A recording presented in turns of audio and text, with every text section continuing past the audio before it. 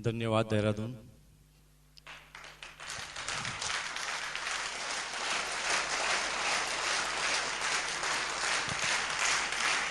Thank you. नमस्कार। देखिए, अक्सर जब हम नमस्कार बोलते हैं तो बहुत सारे आदमी संकोच करते हैं नमस्कार करने में, लेकिन मेरा तो पूरा बिजनेस ही नमस्कार करने से बढ़ा। मैं तो चलते रास्ते ही किसी को बोल देता हूं नमस्कार। मुझे अभी तक किसी ने भी नहीं बोला कि नमस्कार नहीं, वो भी कहता है नमस्कार। और इस नमस्कार की कहानियां लिखी गई है।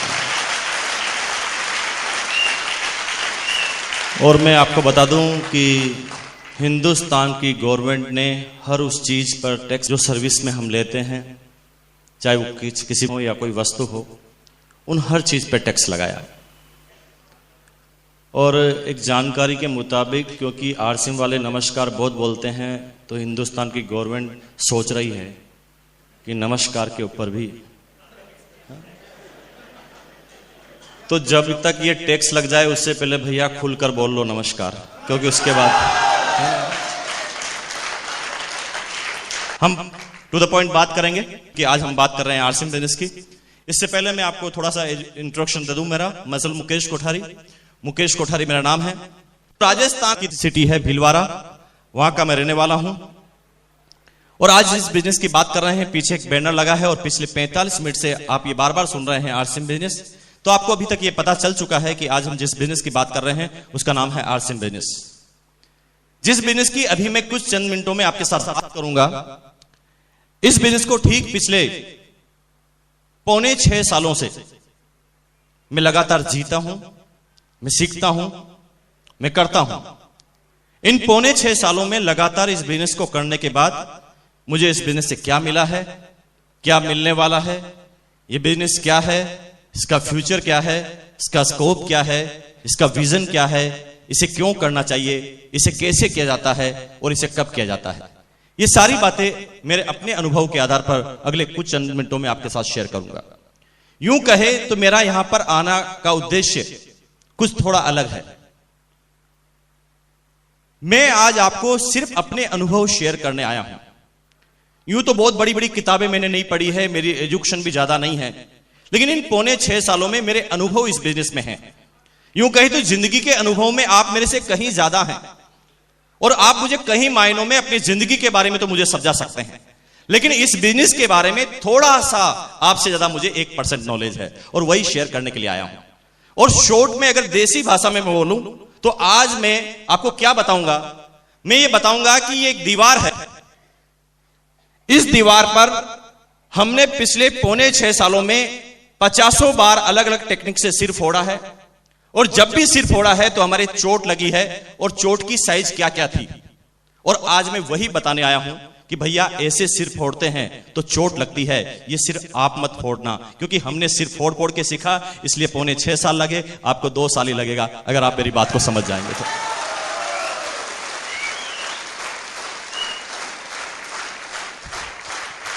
धन्यवाद। इस बिजनेस को ठीक 5.25 साल से मैं जीता हूं। छोटे से बैकग्राउंड के बारे में बात करूं तो इस बिजनेस को करने से पहले भीलवाड़ा के अंदर एक पेंट पीस का कपड़ा बनाने वाली, एक शूटिंग बनाने वाली प्राइवेट कंपनी में मेरी सर्विस हुआ करती थी। लगभग 19.5 साल की एज में अपनी सर्विस का कैरियर मैंने चालू किया था। इतनी कम एज में सर्विस करने की जरूरत इसलिए पड़ी क्योंकि मेरे फादर डिफेंस सर्विसेज में थे। फिटनेस उनका साथ नहीं देती थी, जिसका नतीजा था कि उन्हें उस समय कंपल्सरी रिटायरमेंट लेना पड़ा। जब मेरे फादर का कंपल्सरी रिटायरमेंट हुआ, उस समय मेरे फादर की जो पेंशन की अमाउंट आया करती थी वो मात्र 800 रुपए की हुआ करती थी, और उस समय मेरी एज हुआ करती थी 9 साल की, और हमारा 6 भाई बहनों का परिवार था, सबसे छोटा मैं।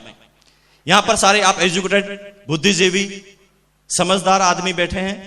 आपको ये ज्यादा समझाने की जरूरत नहीं है कि 800 रुपए में 6 भाई बहनों का कैसे गुजारा चलता होगा। आप डिफाइन कीजिए, आप सोचिए। लेकिन हमारे माँ बाप ने हमें कभी कोई कमी महसूस नहीं होने दी। हमारी एजुकेशन, हम बच्चों की एजुकेशन उस समय कंप्लीट करवाई जिस समय उनके पास ढंग से अपने बच्चों को खाना खिलाने के भी पैसे नहीं थे। मैं गर्व करता हूं सबसे पहले भगवान, उसके बाद मेरे माँ बाप और आपके माँ बाप पर, क्योंकि जिन माँ बाप को आप में से कुछ लोग भूल चुके हैं उनको मैं फिर याद दिला दूं कि आपके मां बाप ने आपको यहां तक पहुंचाने के लिए कितने पापड़ बेले हैं, ये शायद आपको पता नहीं है, बिल्कुल भी पता नहीं होगा। आप थोड़ा एहसास कीजिए तो आपको पता चलेगा कि जो त्याग, जो बलिदान आपके मां बाप दे सकते हैं, दुनिया की अब तक कोई भी हस्ती इस तरह के त्याग और बलिदान नहीं दे सकी है और नहीं ऐसा कोई उदाहरण पैदा हुआ है। तो एक छोटा सा मैसेज यह है कि आप अपनी पूरी जिंदगी में किसे भी भूल जाना, लेकिन अपने मां बाप को मत भूल जाना। वो नंबर 1 है, वो नंबर 1 रहेंगे हमेशा।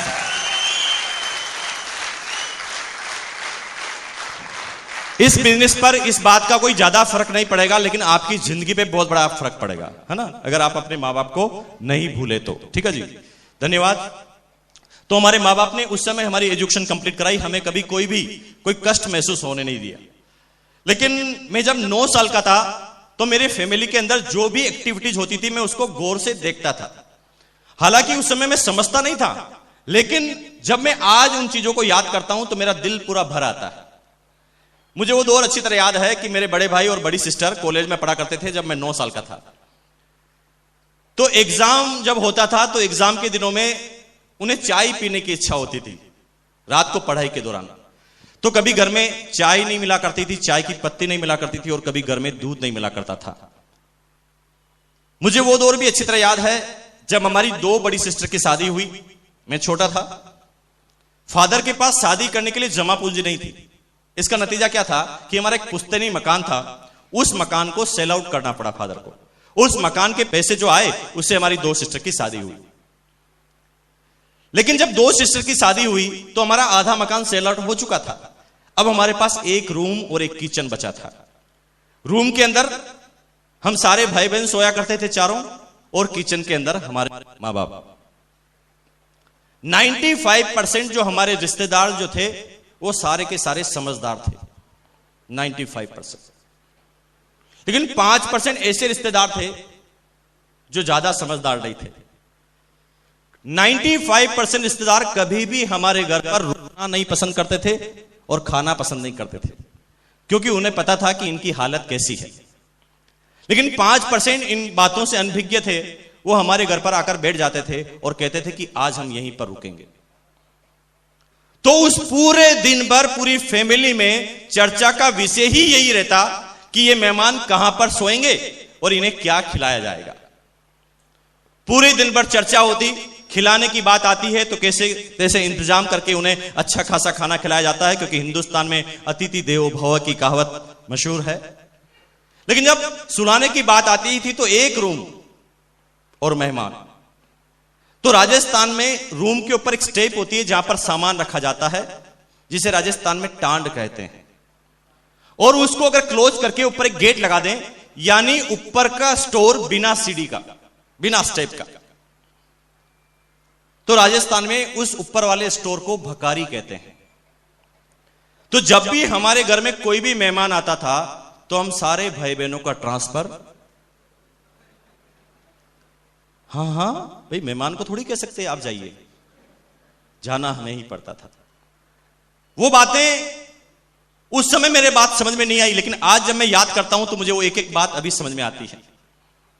मुझे वो दौर अभी तक याद है जब मेरी मां 100 ग्राम देसी घी को 3 महीने तक संभाल कर रखती थी। मैं छोटा था, उस समय जिद करता था कि मां आप मेरी रोटी के ऊपर घी क्यों नहीं लगाते। तो मेरी मां मुझे गोद में बिठाकर समझाती थी कि बेटा देखो, अचानक घर में कोई मेहमान आ सकता है ना, तो मेहमान को तो पता नहीं चलना चाहिए कि हम क्या खाते हैं और क्या पीते हैं। मुझे समझाया जाता। मुझे वो दौर भी अच्छी तरह याद है जब मेरे फादर को किचन का निर्माण करना था, और किचन का निर्माण करने के लिए उनके पास पैसे नहीं थे, और उनके पास पैसे नहीं थे इस वजह से कम पैसों में उस किचन का निर्माण करना था। तो उस समय सीमेंट के अंदर जो मिट्टी को मिलाया जाता है, जिस रेत को मिलाया जाता है, जिस बजरी को मिलाया जाता है, एक ट्रक आता, रोड पर खाली होकर वो मिट्टी चला जाता। अब उस रोड से मिट्टी को हमारी बाउंड्री वॉल के अंदर लाने के लिए जब किसी लेबर को हम कॉन्ट्रैक्ट देते थे तो वो उस समय 15-20 रुपए मांगता था, और ये 15-20 रुपए उस समय हमारे पास देने के लिए नहीं थे। तो हम पैसे बचाने के लिए कुछ टेक्निक का इस्तेमाल करते थे। वो टेक्निक क्या थी? हम रात को 11:30 बजने का इंतजार करते थे। यूं ही रात की 11:30 बजती, सारे पड़ोसी सो जाते तो हम सारे भाई बहन बाहर निकल जाते और वो उठने से पहले उस सारी मिट्टी को हम अंदर डाल दिया करते थे और हमारे 15-20 रुपए बच जाया करते थे। और ये छोटी छोटी टेक्निक्स हमारी उस समय पैसे बचाने की होती थी।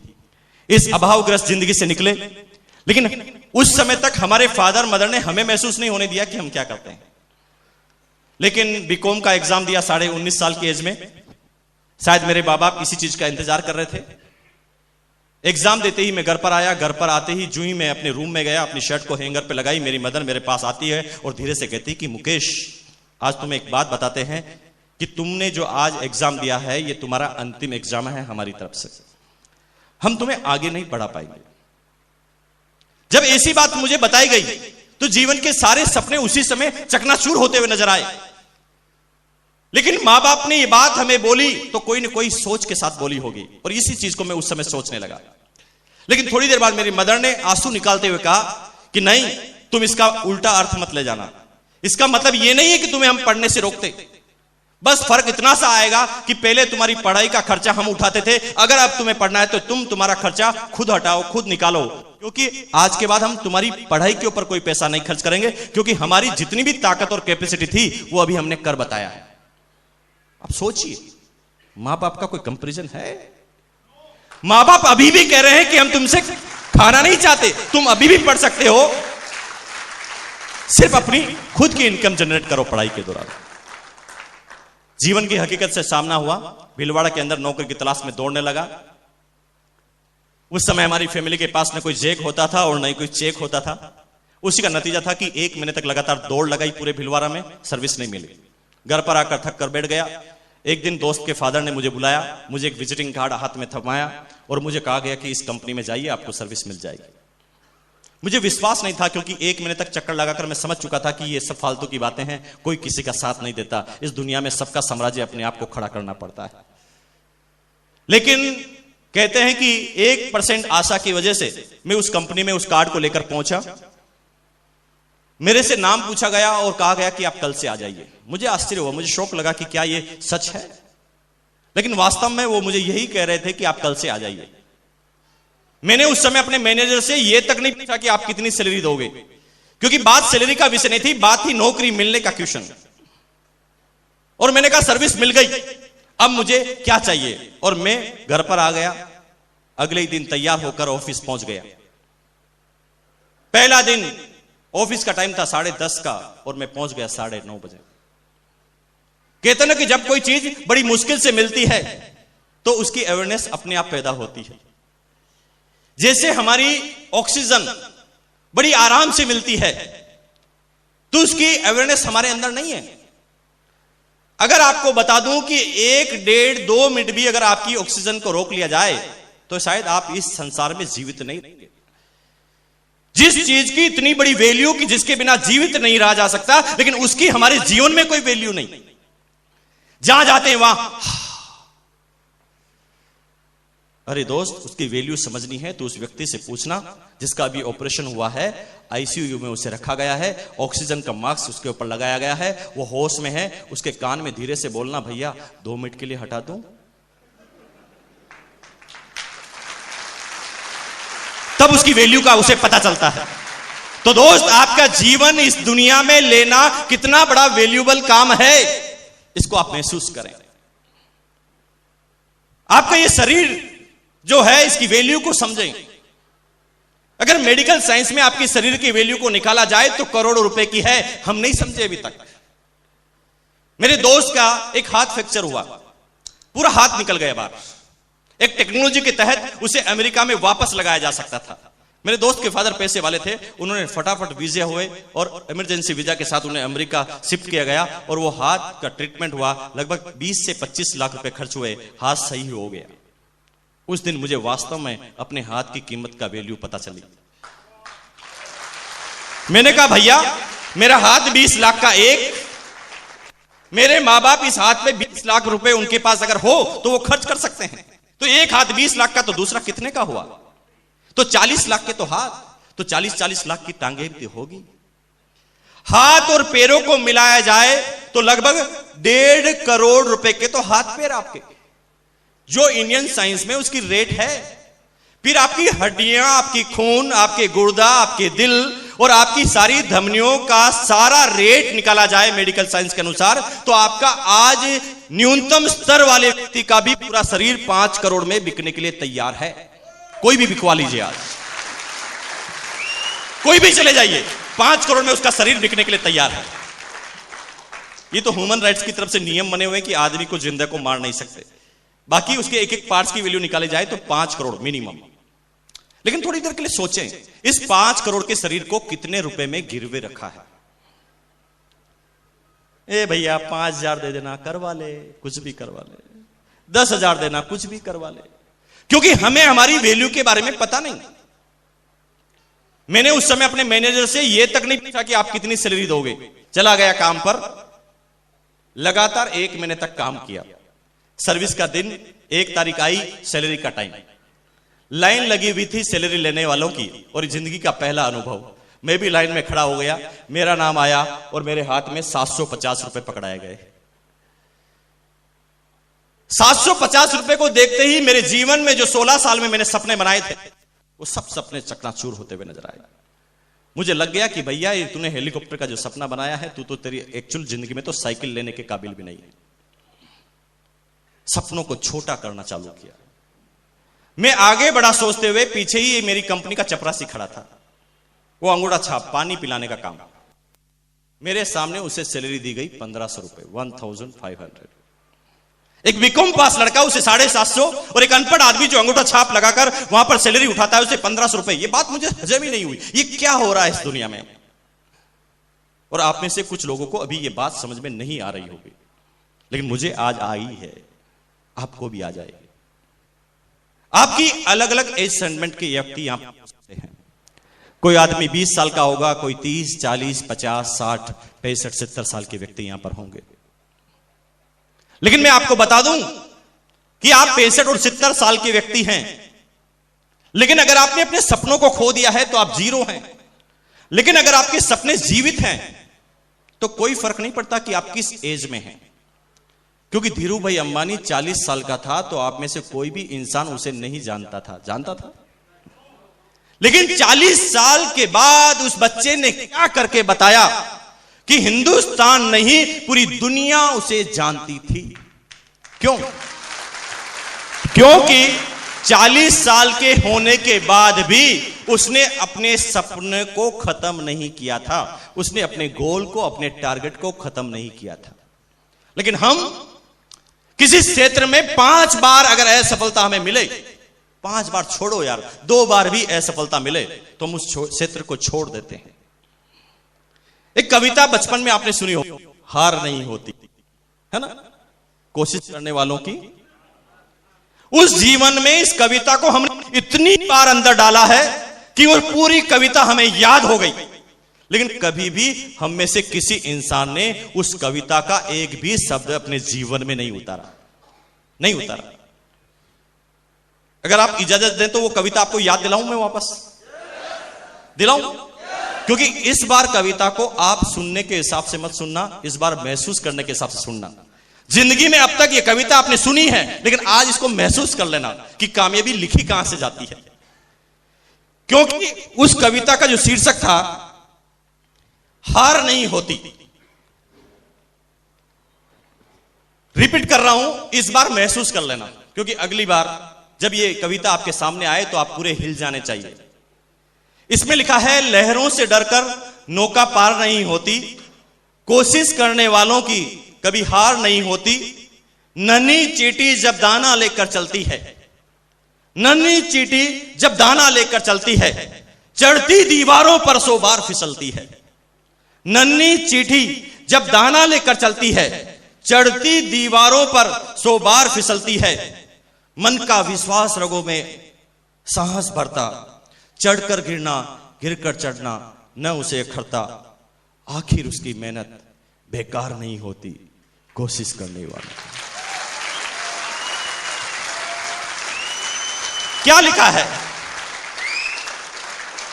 कि चींटी भी जब काम करना चालू करती है तो हर बार वो सक्सेस नहीं होती, लेकिन लगातार उसके लगे रहने की वजह से एक समय ऐसा आता है जब उसकी ये मेहनत बेकार नहीं होती और वो अपनी मंजिल को पा लेती है। दूसरे पैराग्राफ में कितनी जोरदार चीज लिखी है, 1 अरब रुपए का ये पैराग्राफ होना चाहिए। हिंदुस्तान में सारी चीजें सस्ती है। इसमें लिखा है, डुबकियां सिंधु में गोताखोर लगाता है। सिंधु यानी समुद्र।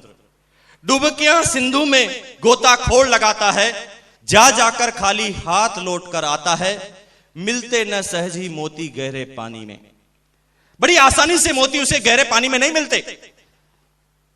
मिलते न सहजी मोती गहरे पानी में, बढ़ता दूना उत्साह इसी हैरानी में। अब वहां कम नहीं होता वो, जब उसके हाथ में मोती नहीं आता है तो वो पहले से डबल एक्साइटेड होता है और अब कहता है कि यस, अब मैं इस बार तो अपने मोती पे लेकर रहूंगा। फिर डुबकी लगा देता है।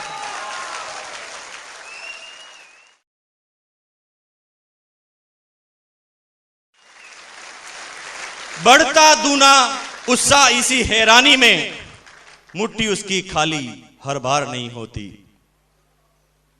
कोशिश करने वालों की कभी हार नहीं। हर बार नहीं होता कि उसकी मुट्ठी खाली हो। उसके उत्साह से जब वो बार बार गोता लगाता है तो एक दिन उसकी मुट्ठी में कुछ होता है। लेकिन अंतिम पैराग्राफ 2 करोड़ का, उसमें लिखा है, असफलता एक चुनौती है, स्वीकार करो। हम 90% आदमी जब असफल होते हैं तो उसे स्वीकार नहीं करते। हम उस असफलता से बचने के लिए यह सारा भार दूसरे के सिर पर मढ़ देते हैं। मैं सफल इसलिए नहीं हुआ क्योंकि कंपनी खराब है। मैं सफल इसलिए नहीं हुआ कि मेरी पत्नी मेरे पर साथ नहीं देती। मैं सफल इसलिए नहीं हुआ कि मेरे डिस्ट्रीब्यूटर सारे दिमागदार नहीं है। मैं इसलिए सफल नहीं हुआ क्योंकि मैं अकेला कमिटेड हूं, मेरी डाउनलाइन कमिटेड नहीं है। हम लोगों के ऊपर ये सारी बातें थोपने चालू करते हैं। लेकिन आज से ऐसा मत करना दोस्त। जब भी असफल हो तो अपने आप को ये बात स्वीकार करना कि कहीं न कहीं मेरे अंदर कमी रह गई है। क्या लिखा है? ये लिखा है, असफलता एक चुनौती है, स्वीकार करो क्या कमी रह गई, देखो और सुधार करो। जब तक ना हो सफल तुम, नींद चैन की त्यागो तुम, संघर्षों का मैदान छोड़ मत भागो तुम, कुछ किए बगैर जय जयकार नहीं होती, कोशिश करने वालों की कमी। तो ये कविता, इस कविता में वो सारी बातें लिखी गई है जो आदमी को सफल बनाती है। धीरूभाई अंबानी जब उसकी डेथ हुई तो 65,000 करोड़ का साम्राज्य उसने खड़ा कर दिया और 40 साल की एज में आप में से कोई आदमी उसे नहीं जानता था।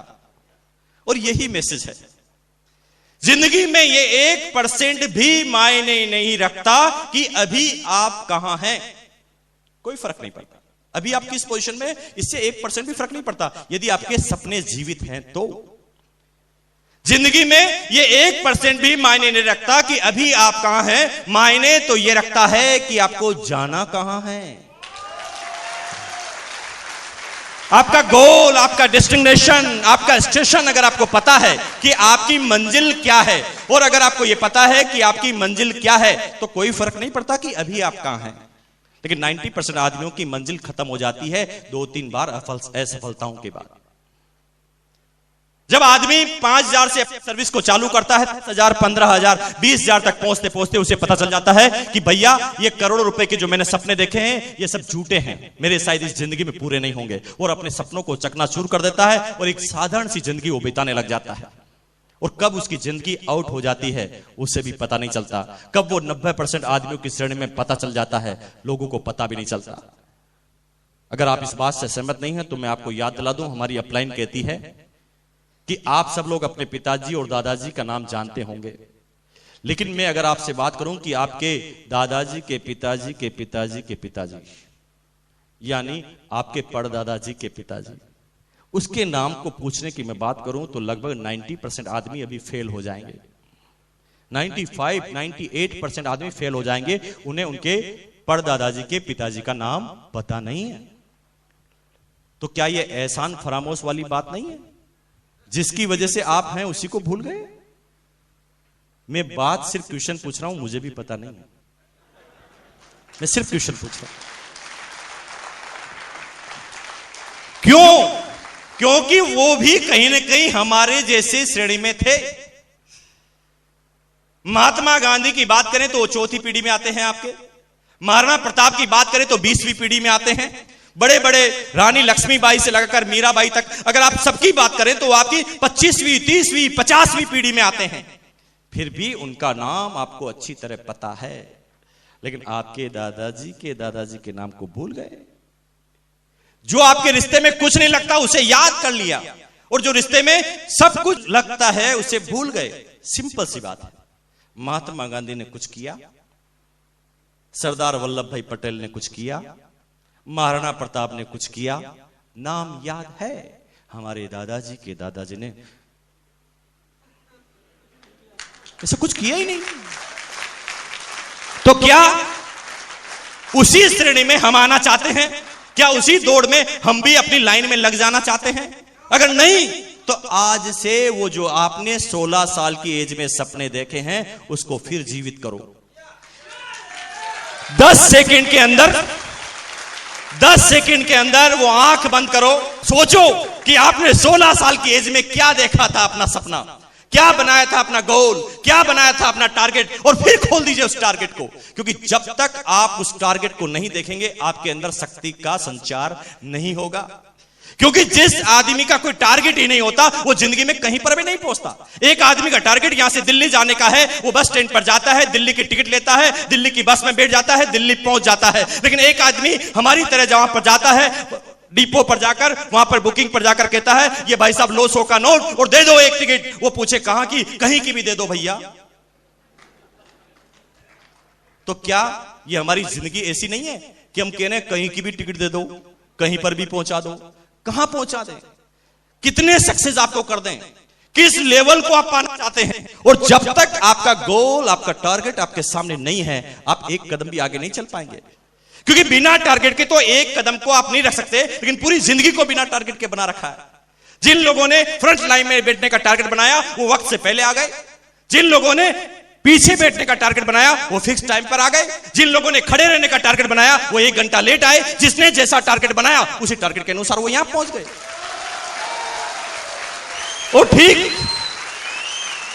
और ठीक हमारी पूरी जिंदगी में हमारे साथ यही होता है कि उस टारगेट को पूरा करने के प्रति हमारी तैयारी क्या है, हमारा कमिटमेंट क्या है, हमारा गोल क्या है, उसके ऊपर हमारे टारगेट पूरे होते हैं।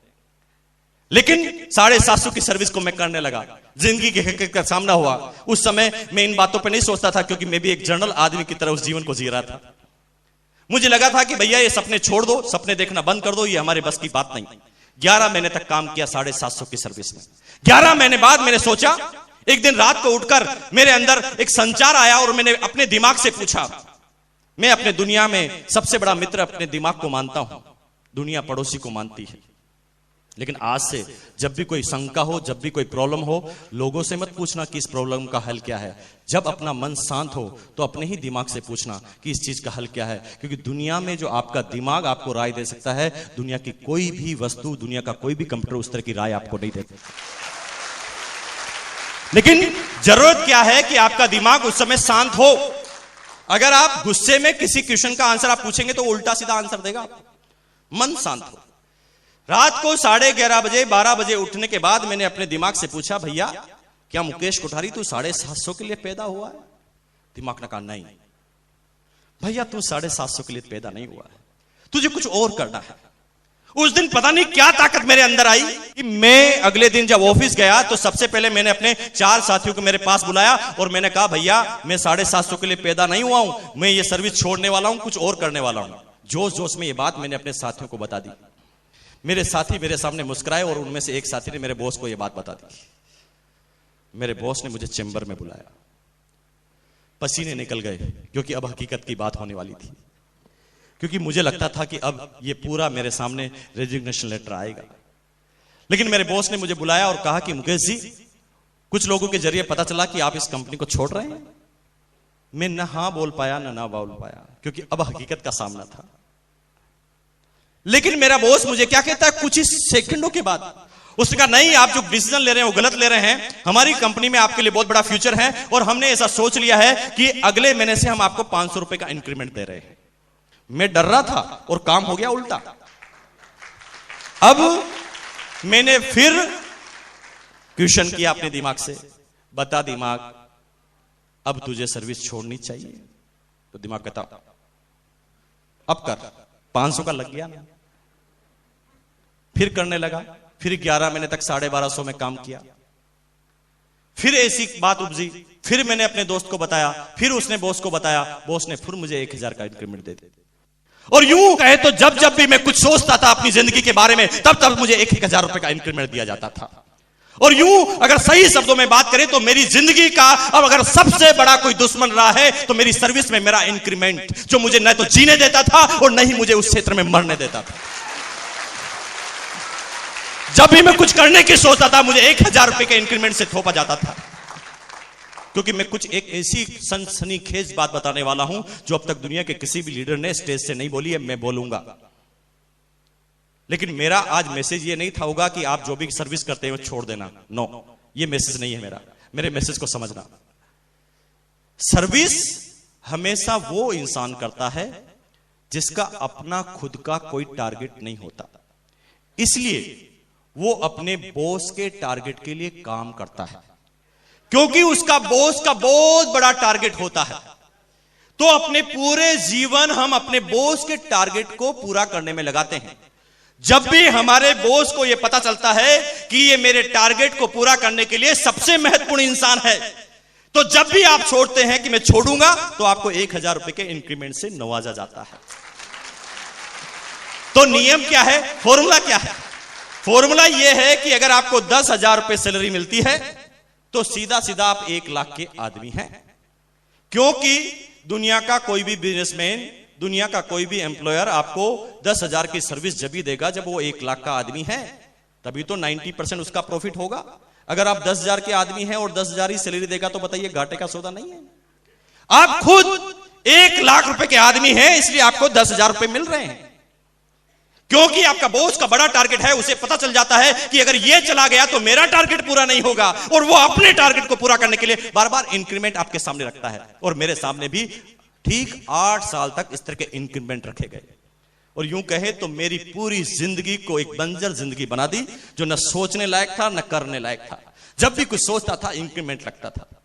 27 साल की एज हुई, उस कंपनी का डिप्टी मार्केटिंग मैनेजर बना। कंपनी की तरफ से गाड़ी, कंपनी की तरफ से वो सारे अलाउंस मुझे मिले। लेकिन 27 साल की एज में जब ये सफलताएं छोटी छोटी मुझे मिली, तो यूं कहें कि मेरी जिंदगी को लकवा लग गया। हमारी अपलाइन कहती है परफेक्शन इज पैरालिसिस। अगर आप सोचते हैं कि आप परफेक्ट हैं, आप परिपूर्ण हैं, तो समझ लो आपको लकवा लग गया है, आपको पैरालिसिस हो गया है। तो 27 साल की एज में जब इतनी अच्छी सैलरी मुझे मिलने लगी, तो मैंने लोगों की बातों को सुनना ही बंद कर दिया। क्योंकि मुझे ऐसा लगता था कि सबसे इंटेलिजेंट आदमी तो मैं हूं। मैं अपने फादर की बात सुनने के लिए मना कर देता था, मैं अपने भाइयों की बात सुनने के लिए मना कर देता था, मैं अपने दोस्तों की बात को नहीं मानता था। क्योंकि मेरे अंदर एक घमंड और एक ईगो आ गया था कि मुकेश कोठारी तू एक सक्सेसफुल इंसान है, तुझे दुनिया क्या समझा सकती है। खास तौर से ये जो लकवा है 2-3 तरह के आदमियों को लगता है, और आप में से अगर किसी आदमी को यह लकवा है तो आज ही खत्म कर लेना, क्योंकि आपकी जिंदगी की प्रोग्रेस में सबसे बड़ी बाधा ये 3 तरह के लकवे होंगे। पहला होता है एजुकेशन का लकवा, एजुकेशन का पैरालिसिस। जब एक आदमी थोड़ा ज्यादा पढ़ लिख जाता है तो कम पढ़े लिखे आदमी को वो कुछ समय के बाद पागल समझना चालू कर देता है। एक डॉक्टर को जब एक जनरल इंसान कोई बात करता है तो वो कहता है कि अच्छा तू समझाएगा मुझे। क्यों भाई, जिंदगी का कोई ऐसा अनुभव उसके पास नहीं हो सकता जो डॉक्टर के पास नहीं है? हो सकता है, लेकिन वो समझने की कोशिश नहीं करता उसको। एक ज्यादा पैसे वाले कम पैसे वाले की बात नहीं सुनता, और एक ज्यादा सम्मान का अधिकारी कम सम्मान वाले की बात नहीं सुनता। 3 तरह के लकवे पाए जाते हैं। मेरे पास भी वो एक तरह का लकवा आ गया, पैसों वाला। मैंने लोगों की बात को सुनना बंद कर दिया, और 8 साल तक मेरी कोई प्रोग्रेस नहीं हुई। मैं उसी तरह से एक बंजर जमीन में अपने जीवन को यापन कर रहा था। कहने को मैं बॉस था उस समय। 27 साल की एज में 80 आदमियों का मेरा स्टाफ था मार्केटिंग का, उनका मैं बॉस था। कहने को मैं उस समय भी सूट पहनता था, कहने को उस समय भी टाई लगाता था, उस समय भी लोग बाग मुझे बॉस कहकर बुलाते थे। लेकिन मैं इस फालतू के घमंड में चूर था। सतीश पंडित, ग्रेट लीडर, उसके बारे में उन्होंने एक कविता में लिखा, कि तू जिसे चाहता उसे चाहता नहीं, इस झूठ से न खुद को परेशान कर, आराम कर। तू जिसे चाहता उसे चाहता नहीं, यानी आप जो हैं अभी सिर्फ आप बाहर से बता रहे हैं कि मैं संतुष्ट हूं, मैं आराम में हूं, मैं बहुत बढ़िया हूं, मैं करोड़पति हूं। आप सिर्फ बाहर से शो कर रहे हैं, लेकिन अंदर से हम खोखले हैं, यह हम खुद जानते हैं। हमें पता है कि जो हमारे सपने हमने देखे हैं, जो हम काम कर रहे हैं, उससे पूरा होने वाला नहीं है। मिस्टर गेटे ने लिखा है कि एक सर्विस क्लास आदमी जिंदगी भर करोड़पति नहीं बन सकता और नहीं बनता, क्योंकि वो अपनी जिंदगी का 50% पैसा तो करोड़पति दिखने में खर्च करता है। वो सिर्फ दिखाना चाहता है कि मैं करोड़पति हूं, इसलिए वो कभी करोड़पति बनता ही नहीं। वो सिर्फ दिखावे की जिंदगी को जीना चाहता है, और मैं भी उस समय दिखावे की जिंदगी, कहने को बॉस, लेकिन यूं कहे ना तो हालत क्या थी इस बॉस की मैं बता दूं। एक सर्विस क्लास आदमी की जिंदगी की हालत क्या होती है? एक महीने में 4 सप्ताह। पहले सप्ताह जब सैलरी मिलती है तो एक सर्विस क्लास आदमी किंग होता है, एक राजा होता है। जब वो 1 से 7 तारीख तक उसके पास पैसा होता है तो ये 1 से 7 तारीख उसकी निकलती है खुशी खुशी। वो किंग ऑफ द वर्ल्ड, पैसा उसकी जेब में, वो लगता है कि दुनिया का सबसे ताकतवर इंसान है। लेकिन जब दूसरा सप्ताह आता है 7 से 14, तो खुशी खुशी राजी खुशी में तब्दील हो जाता है, क्योंकि आधा पैसा खत्म हो चुका होता है। अब ज्यादा ना दुख रहता है ना खुशी रहती है। लेकिन जब एक सर्विस क्लास आदमी की जिंदगी में तीसरा सप्ताह आता है, 3rd वीक, तो खुशी खुशी राजी खुशी के बाद कसाकसी में तब्दील हो जाती है, क्योंकि तीसरे सप्ताह 80% गवर्नमेंट कर्मचारी अपनी जिंदगी को कसाकसी में जीते हैं, और फिर वो 1 तारीख आने का इंतजार करते हैं। हर खर्चे को वापस 1 तारीख पे डालना चालू करते हैं। पत्नी बोलती है कि बच्चों की फीस भरनी है, तो पति बोलता है 1 तारीख को भरेंगे ना। कोई भी खर्चा वापस 1 तारीख के ऊपर, और जब तक वो 1 तारीख आती तब तक 50% की बैलेंस शीट वापस बन जाती है। लेकिन चौथा सप्ताह एक सर्विस क्लास आदमी की जिंदगी में आता है तो कसाकसी फाका कसी में तब्दील हो जाती है। उस समय 80% गवर्नमेंट कर्मचारी, प्राइवेट कर्मचारी अपनी जिंदगी को एडजस्ट करते हैं, अपने कुलिक से 100 की नोट उधार मांगते हैं। 100 देगा, 1 तारीख को दूंगा। फिर वो वापस 1 तारीख की तरफ आना चालू करता है। ये मैं सबकी बात नहीं, 80% की बात कर रहा हूं। जो लोग अपने आप को मैनेज करते हैं वो कैसे कैसे जिंदगी को जी लेते हैं, काट लेते हैं। लेकिन 80% आदमियों का हिंदुस्तान में हाल है। 10,000 सैलरी मिलती है, पोस्टमार्टम करके बता दूं मैं आपको, 80% गवर्नमेंट कर्मचारियों ने कोई ना कोई लोन ले रखा है। हिंदुस्तान के आंकड़े 80% लोन ले रखा है। 10,000 की सैलरी 5,000 लोन में कट जाता है। कितना बचा? अब 5,000 में क्या क्या खर्चे में बताता हूं आपको। इलेक्ट्रिसिटी का बिल, टेलीफोन वो रखता है तभी तो करोड़पति दिखेगा। टेलीफोन, एक मोबाइल की चिप जिसको 100 रुपए देकर चार्ज करवाता रहता है, वो खर्चा। बच्चों की फीस, बच्चों की किताबें, इंडियन कल्चर और छोटा मोटे जो संस्कृति हमारी होती है उस पर जो खर्चा होता है। उसके बाद बचता है खाली डब्बा। और एक गवर्नमेंट कर्मचारी पूरी जिंदगी भर एक लोन पे जो मकान बनाता है उसको देखते देखते पूरी जिंदगी को आउट कर देता है, और जिंदगी के अंतिम समय तक तो केवल एनओसी के सर्टिफिकेट आते हैं कि लोन चुक गया। जिंदगी का कोई सपना पूरा नहीं होता। ये 80% आदमियों की कहानी सुना रहा हूं मैं आपको, कोई हंसी मजाक की बात नहीं कर रहा हूं। मैंने लोगों की बातों को सुनना बंद कर दिया। अंदर से खोखला इंसान, अंदर से तो पता था कि पत्नी को कभी 5 स्टार होटल में खाना खिलाने लायक ये लड़का नहीं था। 3 स्टार होटल में खाना नहीं खिला सकता था। जब किसी होटल में खाना खाने जाता था तो मेनू कार्ड को गौर से देखता था बाईं तरफ, क्योंकि बाईं तरफ रेटें आती थी। जब मेनू कार्ड को ऊपर से लगाकर नीचे तक देखा जाता था, नीचे की तरफ जब रेटें बढ़ती थी तो दिल की धड़कनें बढ़ जाती थी। पत्नी की तरफ देखकर बोलता था, भगवान से प्रार्थना करता था कि हे भगवान, इस पत्नी की उंगली नीचे तक नहीं जानी चाहिए, क्योंकि नीचे काजू करी आती है जो 370 रुपए की प्लेट है। ये देने की ताकत मेरे पास नहीं थी उस समय।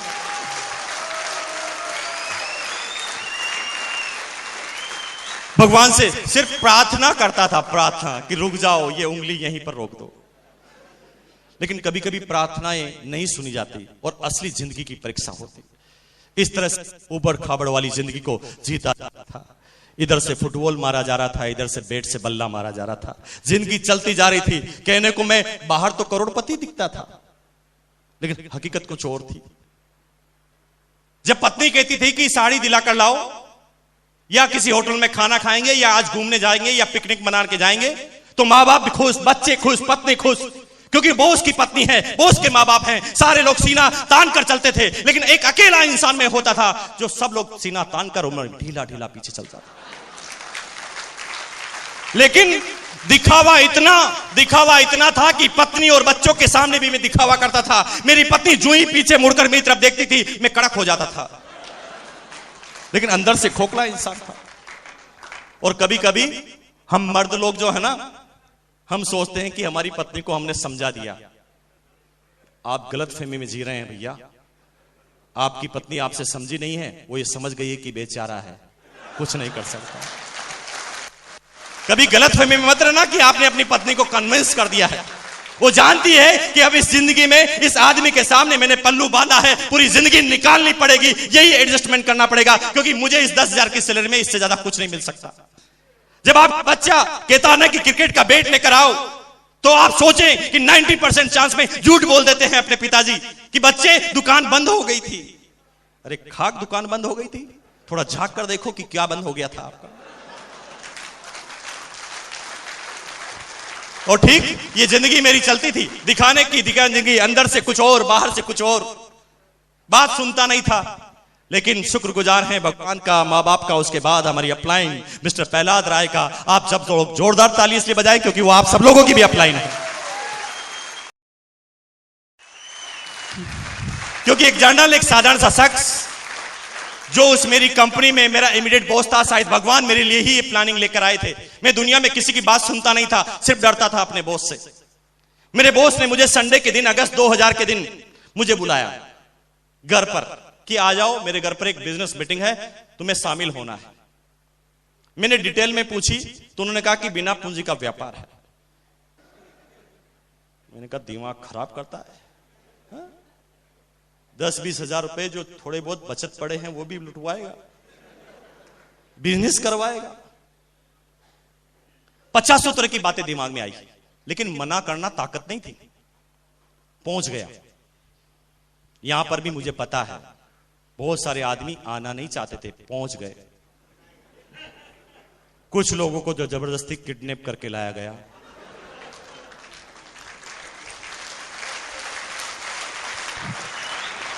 कुछ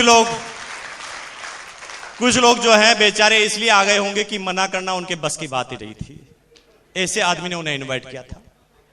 और कुछ लोग इसलिए आ गए होंगे कि 15 बार पहले मना कर चुके थे, आज कोई बहाना नहीं बचा था, क्योंकि अब तक उन्होंने फैमिली में सबको एक एक बार ऊपर पहुंचा दिया था बहाने के अंदर।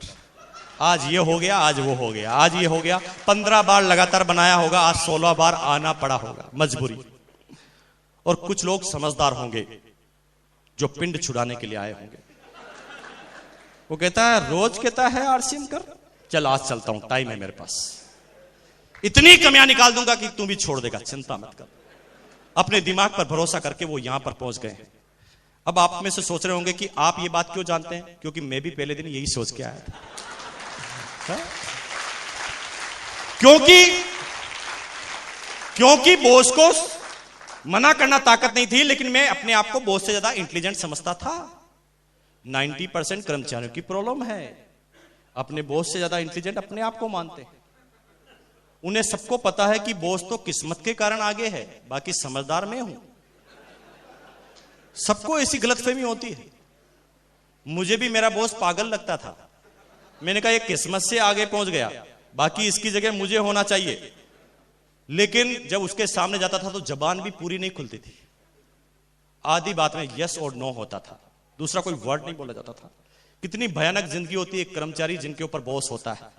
और अगर ये बॉस से छुटकारा चाहते हो ना, तो मेरी बात को आज मान लेना। मुझे पता है, मेरे जयपुर में एक दोस्त आरजीएस अफसर है ना, वो संडे के दिन में गया घर पर, उसके घर पर जाकर बैठा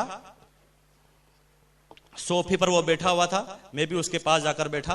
बात करते करते ही अचानक फोन आया। फोन की आवाज सुनते ही चौंक गया। पहले आराम से बैठा था, सीधा हो गया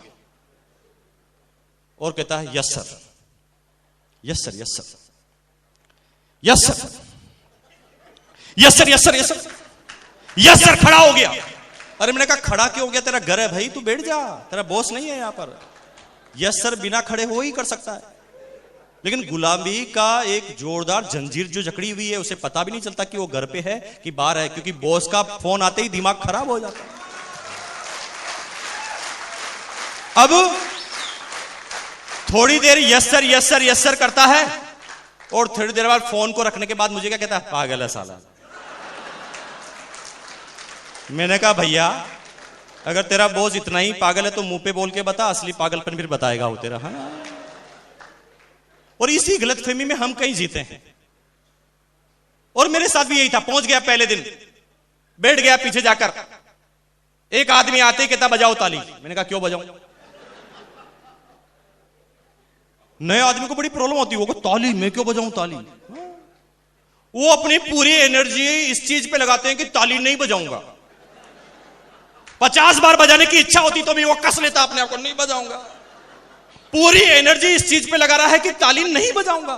इतनी एनर्जी अगर बजाने में लगा दे तो सक्सेस हो जाए।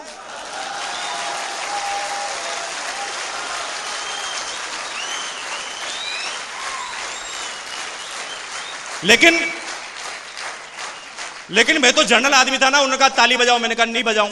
लेकिन जो ही मेरा बॉस मेरी तरफ देखता था मैं बजाने लगा, क्योंकि दबाव से ही हम जिंदगी भर काम करते आए हैं, अपनी मर्जी से नहीं करते आए कभी भी। ताली बजाई 45 मिनट तक अलग अलग तरीके से उन्होंने तालियां बजाई, क्योंकि मेरा दिमाग उस प्लान की तरफ था ही नहीं, तो कुछ समझ में आए नहीं। वो मुझे प्लान बता रहे थे, मैं कुछ और बता रहा था। वो कह रहे थे कि भैया ये बिजनेस है, मुझे ऐसा लगता था कि ये फंसाएगा। क्योंकि जब डबल माइंडेड होता है आदमी को कुछ समझ में नहीं आता। जब आप पहली बार किसी को प्लान बताते हैं तो आपको नहीं लगता वो कितना अच्छा रिएक्ट करता, वाह वाह वेरी गुड, कितना जोरदार, वाह मजा आ गया। लास्ट में पूछते ज्वाइन कर लें? वो क्या थोड़ा सोच लेता हूं।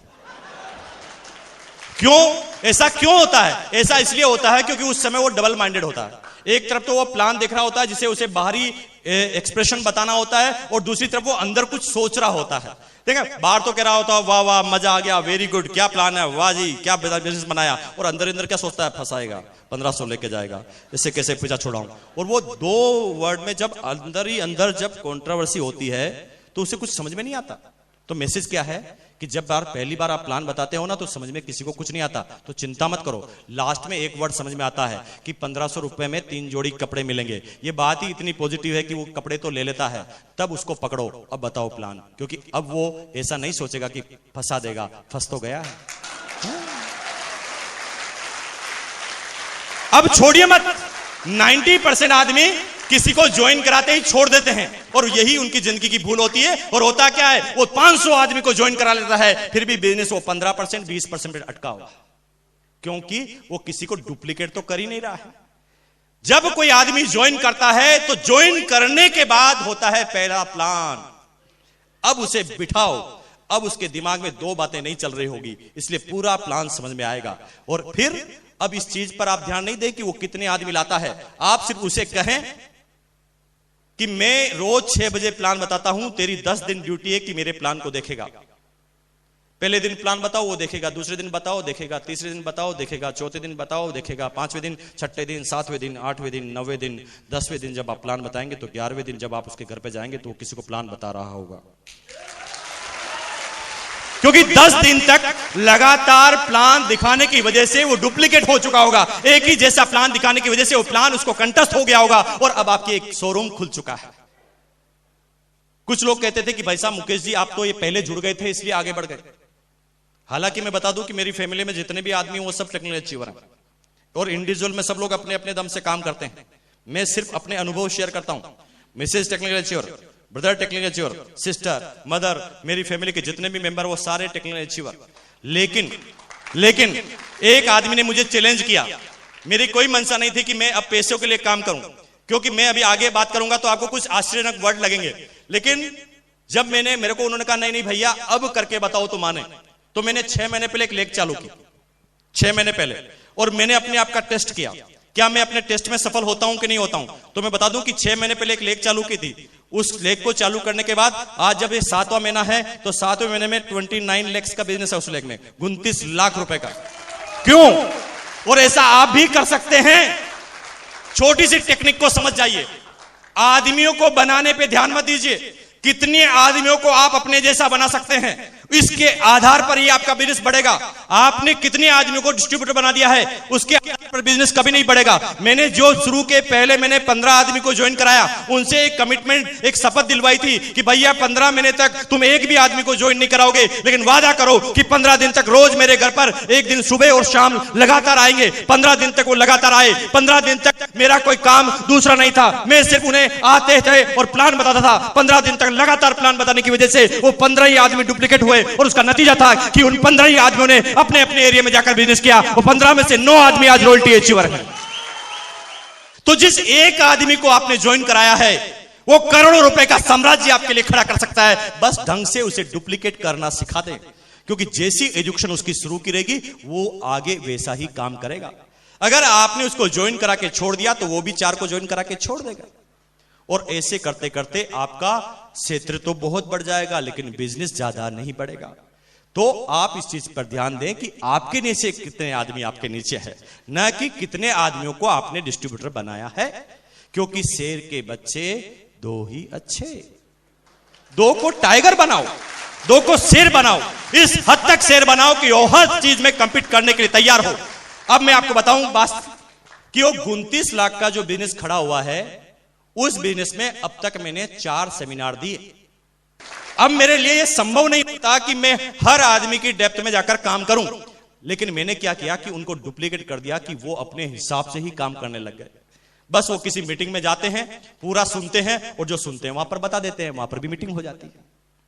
और इस तरह से उन्होंने पूरे अलग अलग स्टेट में बिजनेस फैलाया। और आप ये काम खुद करते हैं।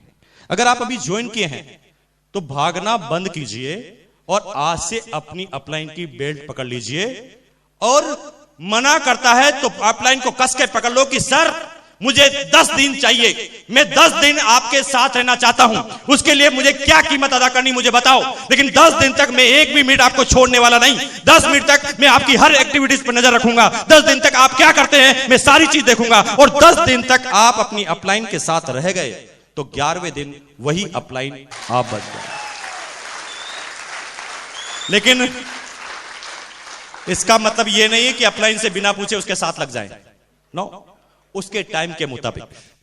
ये अपलाइनें बहुत सारी हो सकती हैं। क्या करते हैं पूरे दिन भर? सिर्फ ये चेक करना 10 दिन तक, और 10 दिन तक वो काम आप करने लग गए तो आप भी टेक्निकल पे पहुंच जाएंगे। सीधी सी बात। अब सिंपल सी बात हुई, मैंने बिजनेस को देखा, देखने के बाद 45 मिनट तक समझ में कुछ नहीं आया। लास्ट में सिर्फ एक बात समझ में आई कि 1500 रुपए देने पर 3 जोड़ी कपड़े मिलते हैं। ये बात ही अपने आप में इतनी पॉजिटिव थी कि मैं सोचने लग गया। मैंने घर पर जाके सोचा कि यार ये कौन सा बिजनेस बताया, दुनिया के सारे बिजनेस में बेचना पड़ता है, यहां पर खरीदना पड़ता है, उल्टा बताया। तो बात कुछ समझ में नहीं आ रही थी, लेकिन क्योंकि बात कुछ अटपटी सी लग रही थी और बात ऐसी लग रही थी जिससे कोई नुकसान नहीं होने वाला था, क्योंकि वो कपड़े देने की बात कर रहे थे। तो मैंने रात को, मेरा सबसे सर्वोत्तम मित्र है दिमाग, मैंने रात को अपने दिमाग से पूछा यार वो बॉस जो कह रहा है उसे तुझे करना चाहिए? तो दिमाग ने कहा व्हाई नॉट, क्यों नहीं करना चाहिए। मैंने कहा क्या फायदे होंगे? तो दिमाग ने ठंडे दिमाग से जवाब दिया 2 फायदे होंगे। मैंने कहा पहला फायदा ये है कि अगस्त का महीना, अक्टूबर में दीपावली, कपड़े तो वैसे भी सिलाएगा, ले ले। मैंने कहा दूसरा फायदा? उसने कहा दूसरा फायदा ये है भैया कि देने वाला बॉस है और बॉस खुश हो गया तो इंक्रीमेंट भी लग जाएगा। कुछ समझ में नहीं आया, बस ये 2 बातें समझ में आई, ज्वाइन कर लिया। ज्वाइन करने के, क्योंकि कपड़े पहनने के लिए ही लिए थे, इसलिए सीधा टेलर के पास गया, कपड़े सिलवा लिए। शुक्र है भगवान का कि वो सारा काम ऑटोमेटिक वही करवा रहा था जो मुझे करना था। बाकी 90% आदमी तो किट लेकर घूमते रहते हैं, किट ले लो, किट ले लो, किट ले लो। कपड़ा पहनते नहीं, किट लेकर घूमते हैं। अरे आप किट लेके घूमेंगे तो 1000 क्वेश्चन तैयार कर देंगे क्वालिटी के बारे में। किट लेकर कपड़े को दिखाओगे तो वो पूछेगा कपड़ा कैसा है, आप क्योंकि अच्छा है तो भी वो बात मानेगा नहीं। तो कपड़ा कैसा, हम कहते हैं अच्छा है, नहीं अच्छा नहीं निकला तो, खराब हो गया तो, प्रेस की क्या गारंटी है, कलर की क्या गारंटी है, कितने दिन चलेगा, 1000 क्वेश्चन तैयार कर दिए। लेकिन अगर आपने कपड़ा पहना है ना, वो कहता कपड़ा कैसा है, ये पहना है, चुप, कोई भी क्वेश्चन आगे नहीं आएगा कपड़े के बारे में, क्वालिटी के बारे में, क्योंकि आपने उसे प्रेजेंट करके बता दिया है कि मैंने खुद ने पहना है। और अगर आपके खुद के पहनने से जो बात आती है, भाई एक सिंपल सी बात है, आप एक होटल में जाते हो, होटल का मालिक अपने शाम का डिनर वो अपनी खुद की होटल में कर रहा है, तो ये अपने आप में साबित नहीं हो जाता कि इस होटल की सारी क्वालिटी बढ़िया है? सिंपल सी बात। अब आप अपने खुद के प्रोडक्ट खुद पहनेंगे तो ये ऑटोमेटिक क्वेश्चन खत्म हो जाता है कि क्वालिटी कैसी है। ये साबित करता है इस चीज को कि आपकी क्वालिटी अच्छी है, तभी आपने पहना। तो कपड़ा मैंने पहनाया, सिला लिया, पहन लिया, और पहनने के बाद मैं अपने 2 दोस्तों के पास गया। बिजनेस करने का कोई मूड नहीं था, 2 दोस्तों के पास गया, उन्हें पता नहीं था कि बिजनेस है, इसलिए उन्होंने कपड़े को देखा, उनका यूं यूं किया। मैं कंफ्यूज हो गया कि यूं यूं करने से होता क्या। हिंदुस्तान में 90% आदमी की प्रॉब्लम है। हिंदुस्तान में जलेबी वाले से भी पूछो ना कपड़ा कैसा है, तो वो भी अंदर हाथ डाल देता है और यूं यूं करता है। मैं अभी तक भी कंफ्यूज हूं कि ये करने से होता क्या है। जर्मनी और फ्रांस वाले अभी तक भी हिंदुस्तानियों पे शोध कर रहे हैं कि हिंदुस्तानियों के हाथों में कौन से सेंसर हैं जो सब लोग यूं यूं करते हैं कपड़े को। अरे यूं यूं करने से ही पता चल जाता तो दुनिया की बड़ी बड़ी लेटेस्ट टेक्नोलॉजी की मशीनें क्यों बनती, हिंदुस्तानियों को खड़ा कर देते, वो यूं यूं करते रहते। आज के बाद यूं यूं मत कीजिए कपड़े को। पहला चीज है कपड़ा पहनिए, पहनने के बाद यूज करने से ही पता चलता है कपड़ा कैसा है। बातें करने से कपड़े के बारे में कोई जानकारी नहीं होती। पिछले 8 साल से मार्केटिंग में रहने के बाद ये मेरा अनुभव है, यूं यूं करने वालों को समझ लो कुछ समझ में नहीं आता। उसने यूं यूं किया, अच्छा है, क्योंकि उसे पता नहीं था ना बिजनेस है, इसलिए उसने कह दिया अच्छा है। हम जब किसी को प्लान बताते हैं और कपड़ा बताते हैं ना, तो वो यूं यूं करता है। जिसको ज्वाइन करना होता है वो कहता, और जिसको टालना होता है वो कहता बताओ कपड़ा, मजा नहीं आया। अरे यूं यूं करने से थोड़ी मजा आएगा, कपड़ा पहनने से मजा आएगा। तो यूं यूं जो करता है इसका मतलब यह है कि अभी उसे प्लान समझ में नहीं आया है। सीधा सीधा मतलब है, आप ढंग से नहीं समझा पाए हैं, आपके अंदर अभी सुधार की जरूरत है। अब उन्होंने कहा कपड़ा कैसा, मैंने कहा अच्छा है, मुझे दिलाएगा, मैंने कहा वेरी गुड। दोनों को बिठाया, बॉस के पास पहुंच गया। मैंने कहा जैसा देखो मेरे को कपड़ा दिया इनको भी दो। चेयर पर उनको बिठाया, टेबल पर पेपर लिया और प्लान दिखाना चालू कर दिया। जब उन्होंने प्लान दिखाया तो मैं सीरियस हो गया। मैंने कहा यार ऐसी क्या बात है इस प्लान में कि इतने इंटेलिजेंट आदमी प्लान देख रहे हैं। 90% आदमी इस बिजनेस में इसलिए सीरियस होते हैं कि सामने वाला सीरियस हो जाता है। वो इसलिए सीरियस नहीं होते कि बिजनेस कितना अच्छा है। दुनिया इस बिजनेस को इसलिए करती है कि कितने आदमी कर रहे हैं, क्योंकि सबको ये शंका लगी रहती है कि पागल में अकेला तो नहीं। हाँ? इसलिए तो दुनिया किसी मीटिंग को अच्छी मानती, पता कि जब बहुत ज्यादा आदमी आते हैं, क्या बताया गया है उसको वैल्यू नहीं देते। कितने बड़े और बहुत अच्छी मीटिंग रही, चाहे बोला कुछ भी नहीं हो वहां पर, क्योंकि आदमी को देखकर डिसीजन लेते हैं, बिजनेस को देखकर डिसीजन नहीं लेते। एक छोटी सी स्टोरी बताता हूं आपको, वो अपने आप को बिल्कुल हल्का कर देगी। एक बार की बात है, एक डॉग था, इलेक्ट्रिसिटी के खंभे भर के ट्रक में जा रहे थे, और यह बात एक दिन एक कुत्ते को पता चल गई। ट्रक 50 की स्पीड से, कुत्ता भी 50 की स्पीड पे। जब वो किसी गली से निकला तो वहां पर 2 कुत्ते चौराहे पर बात कर रहे थे। उन्होंने अचानक नजर देखी तो उन्होंने कहा यार इतना इंटेलिजेंट आदमी दौड़ रहा है, कोई खास बात होगी, चलो दौड़ते हैं। तो एक के पीछे 2 कुत्ते हो गए, अब 3 हो गए। 3 जब किसी चौराहे से निकले तो कुछ लोग कुत्तों ने देखा यार इतने इंटेलिजेंट कुत्ते जो समाज के सबसे ज्यादा इंटेलिजेंट हैं वो दौड़ रहे हैं, तो कोई खास बात तो जरूर होगी, कोई राज की बात होगी, चलो दौड़ते हैं। तो 3 के पीछे 10 हो गए, 10 के पीछे 20, 20 के पीछे 30, 40, 50, 60, 70, 80, 100, 200, 500, 1000 कुत्ते। पता ही नहीं कि क्यों दौड़ रहे हैं, लेकिन सब दौड़ रहे हैं। पीछे ही पीछे एक इंटेलिजेंट आ गया, उसने कहा बहती गंगा में हाथ तो धो लेते हैं, लेकिन आगे पूछ लेंगे कि क्यों दौड़ रहे हैं। उसने आगे वाले से दौड़ते हुए पूछा भाई साहब, उसने कहा डिस्टर्ब मत कर। पता नहीं है और कह रहा डिस्टर्ब मत कर। भाई साहब डिस्टर्ब नहीं कर रहा हूं, दौड़ते जाइए और बताते जाइए ना कि क्यों दौड़ रहे हैं। वो कहा मुझे पता नहीं, वो तो आगे वाला दौड़ रहा था इसलिए।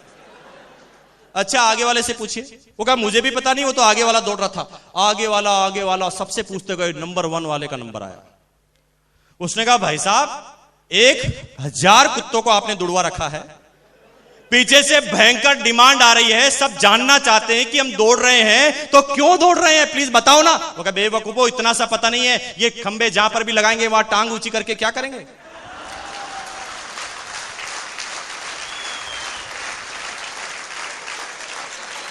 सब दौड़ रहे हैं, बिना मकसद के दौड़ रहे हैं। अब 2 आदमी जब सीरियस हुए तो मैं वहां पर सीरियस हुआ। मुझे लगा यार कोई ना कोई खास बात तो होगी। पहली बार प्लान देखा, और कहते हैं ना कि हिंदुस्तान में जब भी कोई पॉजिटिव काम होता है तो शंका पहले हो जाती है। होता कि नहीं होता आपके यहां पर? पॉजिटिव काम में शंका होती ना घर पे। अगर एग्जाम्पल क्रिएट करना है तो घर पे जाते ही अपनी पत्नी को बोलना आई लव यू, आपके ऊपर शंका हो जाएगी। वो सोचेंगे कि कहां गए थे आज, पूरी इंक्वायरी करो। हाँ? क्योंकि बात चाहे जितनी भी पॉजिटिव हो, जितनी ज्यादा पॉजिटिव होगी उतनी ज्यादा शंकाएं। अब जब वो 2 आदमी सीरियस हुए तो मैं पहली बार प्लान के लिए उनके पास बैठा, और जिंदगी में अब मैं पहली बार प्लान देखने लगा। क्योंकि अब ये मैं नहीं सोच रहा था कि फंसाएगा। Yes you got me? अब मेरी बात समझ रहे हैं आप? क्योंकि मैं फंस चुका था, अब मैं प्लान को ढंग से देख रहा था। मैंने कहा अब कि क्या खास बात बता रहे हैं, देखते हैं। और पहली बार जब मैंने ढंग से प्लान देखा तो देखते ही पता चल गया कि मुकेश कोठारी, ये एकमात्र ऐसा बिजनेस है जो तेरे लिए बना है। क्योंकि तेरे पास पैसा भी नहीं है और ये बिजनेस बिना पैसों का होता है। तेरे पास टाइम भी नहीं है और इस बिजनेस में टाइम आता है। तेरे पास सिक्योरिटी भी नहीं है और इस बिजनेस में सिक्योरिटी आती है। और ये तीनों काम तेरे के पास इस बिजनेस से आते हैं, इसलिए तुझे इस बिजनेस को करना चाहिए। और ये पहला दिन इस बिजनेस को ज्वाइन करने का। काम करना चालू किया। पहले दिन से काम करना चालू किया। पहले मैंने काम किया, अजीबोगरीब घटना हुई जो सबके साथ होती है। पहले मेरे पास 244 रुपए का स्टेटमेंट आया और डाउनलाइन में 512 के 2 चेक आए।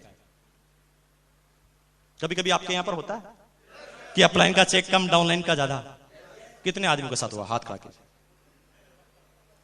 चिंता मत करो, आप मेरी कैटेगरी के आदमी हैं, आप भी यहां तक आ जाएंगे। समझ में नहीं आई कि ये बिजनेस किस तरह का है। अपलाइन के साथ काउंसलिंग की, अपलाइन ने बात समझाई और 1 साल टिके रहने की सिस्टम के अंदर मुझे राय दी गई कि 1 साल तक लग जाइए, टिक जाइए, सीख जाइए। और शुरुआती 1 साल में इस बिजनेस में लगा रहा, हर कंडीशन में। शुरुआती 1 साल जो आज आपके साथ है ना, वो हमारे साथ नहीं था। आई फील ज्वेलसी, क्योंकि आज आपको इस बिजनेस का हाईवे तैयार मिला है, सुपर एक्सप्रेस हाईवे। सिर्फ गाड़ी लगानी है और एक्सीलेटर दबाना है, ये 2 ही काम आपके लिए बाकी रह गए हैं। क्योंकि इस बिजनेस में अब आपके करने के लिए कुछ बचा ही नहीं है। क्या करेंगे आप? क्योंकि मैं अब आपके सामने बात कर रहा हूं 6 साल पुरानी और आज की। 6 साल पहले जब मैं, मेरी टीम और मेरी डाउनलाइन, मेरी अपलाइन ने जब इस बिजनेस को ज्वाइन किया था तो आज की जैसे पहले कुछ नहीं होता था। आज 2-2 हजार आदमियों की सेमिनार होती है। अरे मुर्दे से मुर्दे को, नेगेटिव से नेगेटिव आदमी को भी इस सेमिनार में लाकर बिठाओ ना तो थोड़ी देर बाद वो हिलने लगता है।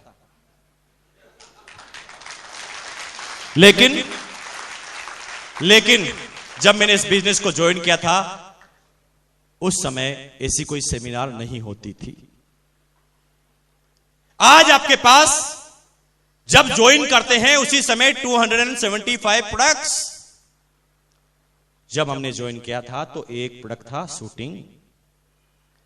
आज आपके पास 8 से लगाकर 9000 पिकअप सेंटर यानी 9000 शोरूम की लिस्ट आपके सामने पहले ही दिन होती है, जिसे आप लोगों को बता सकते हैं। उस समय जब हमने चालू किया था तो एक था भीलवाड़ा में, गुजरात में डिस्ट्रीब्यूटर बनाना है तो भीलवाड़ा से किट ले जाओ। आज आपके पास पिछले कंपनी के 6 सालों का इतिहास है। हमने जब चालू किया था तो 4 दिन का इतिहास था। आज आपके पास एक आरसीएम टाइम्स आता है जिसको दिखाते ही सामने वाला आदमी बेहोश हो जाता है। हमारे पास उस समय आरसीएम टाइम्स नहीं आता था। आज आपके पास आपकी अपलाइन के अनुभवों का खजाना बुक्स, टेप और सीडी के अंदर मौजूद है। हमने जब चालू किया था तो न बुक्स आती थी, न टेप्स आती थी, न सीडी आती थी। आज आपके पास यूं कहे तो क्या नहीं है? ऐसी कौन सी चीज जो चाहिए वो नहीं है? सारी चीज आपके पास मौजूद है, यानी हाईवे तैयार है। लेकिन हमारे पास ये सारी चीजें नहीं थी। दो चीजें थी, पहला था कमिटमेंट, दूसरा था बिलीव।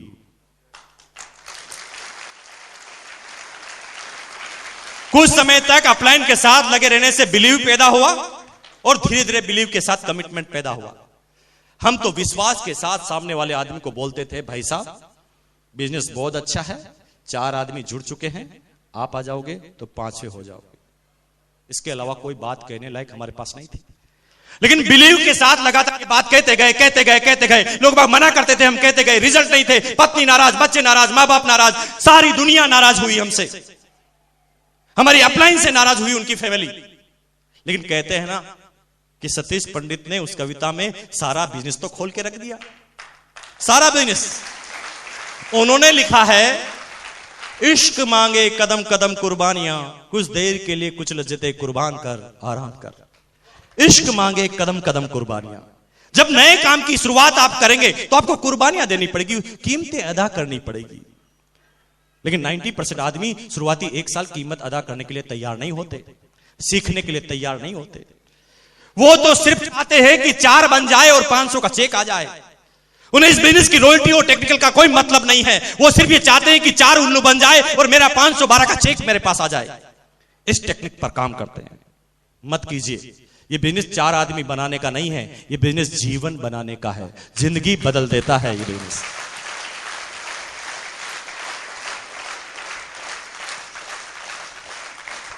लेकिन शुरुआती 1 साल आपको कीमतें अदा करनी पड़ेगी। आज जो आप 10,000 और 20,000 रुपए पर मंथ कमाते हैं ना, तो मैं आपको बता दूं, आपको याद दिला दूं कि 15 साल तो आपने पढ़ाई की है, एजुकेशन ली है, आपने फीस भरी है, स्कूल में गए हैं, कॉलेज में गए हैं, किताबें खरीदी है, उसके बाद आपने ट्यूशन फीस दी है और सारी कीमतें अदा करने के बाद आज 10,000 और 15,000 के आदमी आप बने हैं। लेकिन वहां पर 15 साल की एजुकेशन आपने ली है, 15 साल आपने कीमतें अदा की है। लेकिन ये ऐसा बिजनेस है जो सिर्फ 1 साल कीमत मांगता है। 1 साल तक रेगुलर मीटिंग में आना, इस क्लासों में आना, सीखना। 1 साल तक लगातार किताबें, टेप्स, बुक्स। 1 साल तक लगातार अपलाइन काउंसलिंग। इन तीनों चीजों को मिलाते हैं तो बनता है सिस्टम। और जब 1 साल के साथ हम सिस्टम में लग जाते हैं तो 1 साल जब हम कीमतें चुकाते हैं, कीमतें कौन सी? कीमतें बहुत सारी। हमारे घर में हम एडजस्टमेंट करते हैं। 100 रुपए हमारे बजट से निकालकर हम सेमिनार और टेप पे खर्च करते हैं, पहली कीमत। दूसरी कीमत, हमारे घर पर साला आता है और हमें मीटिंग में आना पड़ता है, दूसरी कीमत। हमारे रिश्तेदार के घर में शादी है और हमें फंक्शन अटेंड करना पड़ता हो, तीसरी कीमत। 1 साल तक वो कीमतें चुका देते हैं तो 1 साल बाद ये बिजनेस चाइनीज बम्बू की तरफ बढ़ता है। क्योंकि शुरुआती 1 साल कीमतें अदा करने की वजह से धीरे धीरे आप अपने अंदर इतने निपुण होने लगते हैं कि आप अपने आप खुद अपने आप को बेताज बादशाह बना देते हैं। क्योंकि आपके पास इतना सारा नॉलेज हो जाता है, इतना सारा खजाना होता है कि 1 साल के बाद आपका बिजनेस चाइनीज बम्बू की तरफ बढ़ता है। मिस्टर सतीश पंडित ने चाइनीज बम्बू के बारे में बताया था कि चाइनीज बम्बू को जब जमीन में लगाया जाता है तो शुरू के 30 सप्ताह में वो जमीन से सिर्फ 1.5 फीट की ऊंचाई तक आता है। उसकी प्रोग्रेस जमीन से ऊपर नहीं होती, जमीन से नीचे की तरफ होती है। जिस समय दुनिया के सारे पेड़ ऊपर की तरफ बढ़ते हैं, उस समय वो जमीन के नीचे की तरफ बढ़ता है। उसकी जड़ें मजबूत होती है, उसका फाउंडेशन, उसका आधार मजबूत होता है। जब शुरुआती 1 साल उसकी प्रोग्रेस जमीन के अंदर हो जाती है तो 30 सप्ताह तक 1.5 फीट, लेकिन 30 सप्ताह तक जब वो कीमतें अदा कर लेता है तो अगले 7 सप्ताह 7 वीक के अंदर वो पौधा 1.5 फीट से 80 फीट ऊपर जाता है। साइंटिस्ट, वैज्ञानिक यहां तक बोलते हैं, साइंटिस्ट वैज्ञानिक यहां तक बोलते हैं कि कोई आदमी 30 सप्ताह के बाद उस बंबू के पास जाए और बंबू के बढ़ने की आवाज को सुने तो उस बंबू के बढ़ने की आवाज को सुना जा सकता है। और ठीक चाइनीज बंबू की तरह बिजनेस काम करता है। शुरुआती 1 साल आपकी प्रोग्रेस जमीन से बाहर नहीं होती। शुरुआती 1 साल आपके बड़े रिजल्ट नहीं होते। यह बात आपको नहीं लगती तो मैं अभी आपको पूरी बात बता देता हूं। संजीव जी खड़े हो जाइए। कितना समय हो गया बिजनेस करते हुए आपको? 3 साल। 3 साल 40 महीने हो गए टोटल। अब मैं आपसे क्वेश्चन करता हूं, 40 महीने में आपकी टोटल इनकम कितनी है? 30 लाख। जोरदार ताली बजा दीजिए एक बार। अब मैं आपसे क्वेश्चन करता हूं, 40 महीनों में आपकी इनकम 30 लाख, लेकिन शुरुआती एक साल की इनकम कितनी थी? शुरुआती एक साल की इनकम 1 लाख और 2 साल की income 39 lakh. Is it clear? Clear हुआ? और पूछते हैं टेक्निकल चेयर से, खड़े हो जाइए आप। कितना समय हो गया बिजनेस करते हुए? 3 साल हो गए। Total income 15.5 lakh. शुरुआती एक साल की इनकम 33,000, 37,000, 37। शुरुआती एक साल की इनकम 37 और अगले 2 साल की इनकम 14.5 लाख लगभग। Is it clear? लेकिन शुरुआती एक साल इनके रिजल्ट ज्यादा नहीं थे। मैं जानता हूं जितने भी रोल टीचर और टेक्निकल टीचर बैठे हैं, 6-8 महीनों में इनके रिजल्ट ज्यादा नहीं थे, लेकिन एक साल इन्होंने कीमतें अदा की। वो कीमतें अदा की जो इनके समाज में, जो इनके मिलने वाले में, जो इनके दोस्तों में कोई भी अदा करने के लिए तैयार नहीं था। इन्होंने उस समय बिजनेस चालू किया, इनकी बात सुनने के लिए कोई तैयार नहीं था। इनकी बात को सुनते ही इन्हें मना कर दिया जाता था, इन्हें गिराने के लिए छोड़ दिया जाता था। ये गिर जाते थे, लेकिन अपने कमिटमेंट के जरिए वापस खड़े हो जाते थे। इन्हें बार बार गिराया जाता था, वो बार बार खड़े हो जाते थे।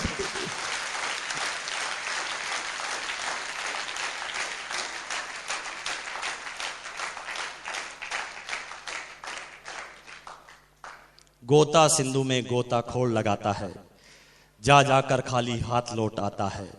मिलते न सहजी मोती गहरे पानी में, बढ़ता धूना उत्साह इसी हैरानी में। मुट्ठी उसकी खाली हर बार नहीं होती कोशिश करने वालों की। शुरुआती एक साल कमिटमेंट के साथ, और एक साल जब कमिटमेंट के साथ बिता देते हैं तो ये बिजनेस कैसे बनता है पता है? 2 तरीके इस बिजनेस में, तीसरा कोई तरीका नहीं। या तो इस बिजनेस में करोड़पति बनो या फिर आउट। दूसरा कोई तरीका नहीं बनाया है इस बिजनेस ने। करोड़पति बनो या आउट हो जाओ बिजनेस से, 2 ही तरीके बने हैं। करोड़पति कैसे बनते हैं? जब शुरुआती एक साल जब हम कमिटमेंट के साथ ये काम करते हैं, कीमतें अदा करते हैं, तो हमारे आगे एक इंजन होता है जो मजबूत इंजन होता है, जिसके सारे हम ये बात सीखते हैं। लेकिन शुरुआती एक साल जब हम कमिटमेंट के साथ गुजार लेते हैं, कीमतें अदा कर लेते हैं, तो हमारे पीछे भी कुछ कमिटेड साथी खड़े हो जाते हैं। हमारे आगे कमिटेड, हमारे पीछे कमिटेड, हमारे आगे एक इंजन, हमारे पीछे एक इंजन। अब हम चाहे डब्बे भी बन जाएं, अब आगे और पीछे वाला इंजन दिल्ली जाना चाहता है तो आप मना कर सकते हैं?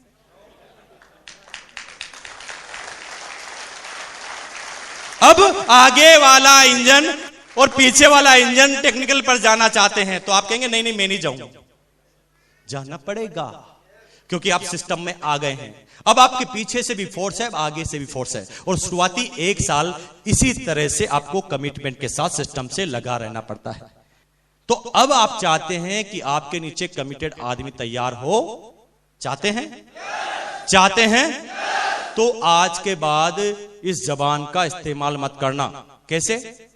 रोयल्टी पे पहुंचो ना, टेक्निकल पे जाओ ना, प्रोडक्ट क्यों नहीं इस्तेमाल करते, मीटिंग में आओ ना, सेमिनार में आओ, टेप सुनो ना।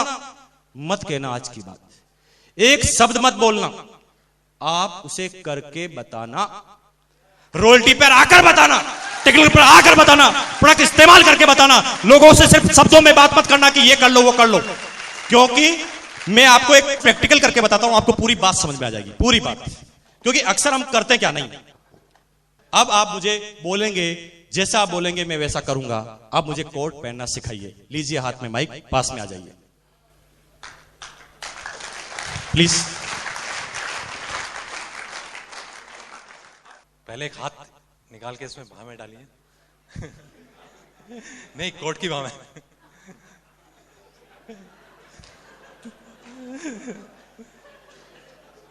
सीधा हाथ सीधी बाह में।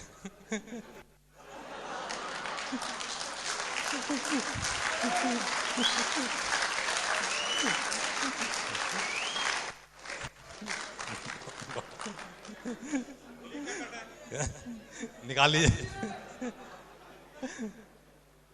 I got your point.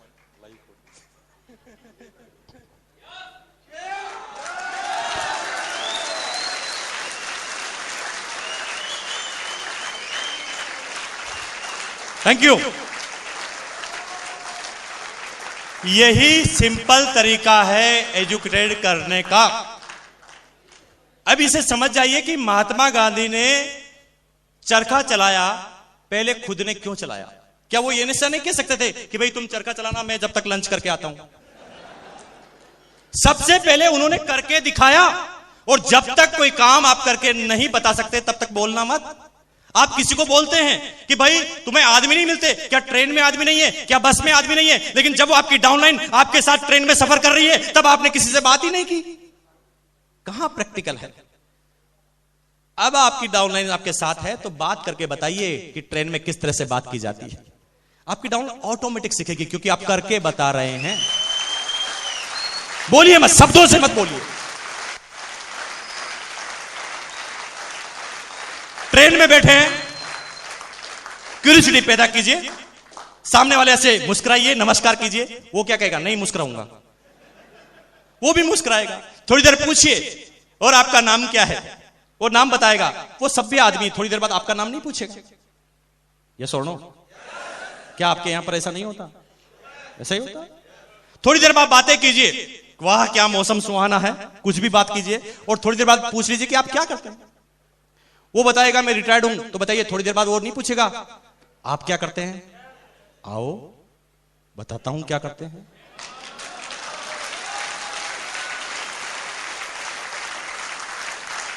करके बताइए, बातें मत कीजिए। और जब तक आप करके बताएंगे नहीं तब तक आपकी डाउनलाइन डुप्लीकेट बिल्कुल भी नहीं होगी, चाहे आप कितने ही समझदार व्यक्ति क्यों नहीं। लेकिन दोस्तों, मैं आपके बीच में अब उन साथियों को बुलाने जा रहा हूं और अब आपको सारी बातें सीखनी है उन चीजों से। क्योंकि इस बिजनेस को जब मैंने चालू किया तो शुरुआती एक साल की मेरी टोटल इनकम थी 60,000, 60,000 रुपए की। लेकिन जब एक साल तक मैं सिस्टम में लग जाता हूं, tapes, book, CD, upline counselling, meeting, seminar, event, training, ये सारी चीजें मैं एक साल जब करता हूं तो एक साल के बाद ये मेरा चाइनीज बंबू की तरह बढ़ता है, जिसकी प्रोग्रेस मेरे हाथ में अब नहीं रहती। क्योंकि शुरुआती एक साल की इनकम थी 60,000 और अगले 4.5 सालों की इनकम आती है 2,70,00,000 से भी ज्यादा की। 244 रुपए, 244 रुपीज मेरा पहला स्टेटमेंट था। और पिछले महीने की बात की जाए तो 15.5 लाख रुपए की फैमिली की इनकम है। अगर इंडिविजुअल चेक की बात की जाए तो 10,22,000 का मेरा इंडिविजुअल चेक है। पैराबल ऑफ पाइपलाइन की एक छोटी सी स्टोरी, बात आज के 400 साल पुरानी है। दो बच्चे किसी स्टेट में रहते थे, काम की तलाश में थे। गांव के प्रमुख के पास गए और काम मांगा। गांव के प्रमुख ने उन्हें काम दे दिया। क्या काम था? 5 किलोमीटर दूर एक मीठे पानी की झील से पानी लाने का काम। 5 किलोमीटर दूर एक मीठे पानी की जो झील थी, झील से पानी लाने का काम उन्हें मिल गया। वो झील जो अपने इतिहास में कभी भी सूखी नहीं थी। दोनों बच्चों को काम मिला, दोनों खुश हो गए।